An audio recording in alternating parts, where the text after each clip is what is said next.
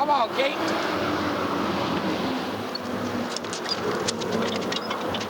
Come on, Kate. Usually around this time of year, you wouldn't have to look too hard to find someone grinding sorghum cane and cooking up some molasses. But that was yesterday. For one reason or another, the economy, bad weather, or just maybe because folks didn't seem to care, whoever used to do it doesn't. At a fall festival, you might run across some being made, but that's just about it. It's rare now to see an old mule hitched to a cane mill, and that's why R.F. Lamp set up shop next to the highway in East Dublin, Georgia. If you stop by, he and his mule, Kate, will squeeze you a bottle of cane juice. Mr. Lamp doesn't make sorghum, but at least you can see part of the process. Why do you suppose people are interested in watching a cane mill nowadays? Well, it's an antique outfit. Everybody's just about gone out of the business. And they something new to us, a heap of people. And people like to see the old-time stuff. Are folks surprised to see this?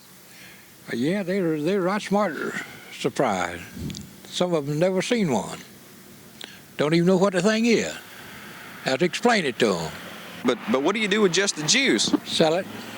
I mean, what do folks do with it? Drink it. Is it good for you? Yeah, just like soda water. Next to his wife, Kate is the love of his life. I ask him how old she is, and according to R.F., he doesn't know for sure, but she's old enough to sleep by herself. When I got her, she'd walk sideways, tear the lever down. I finally got her broke to it. Never pulled a mill before, I don't think. But she's just as economic as anything I've ever seen now. What's your wife think of your mule? Boy, she won't even let me sell him. Really? No. She kidded me right before people said, I think more of the mule than I do him.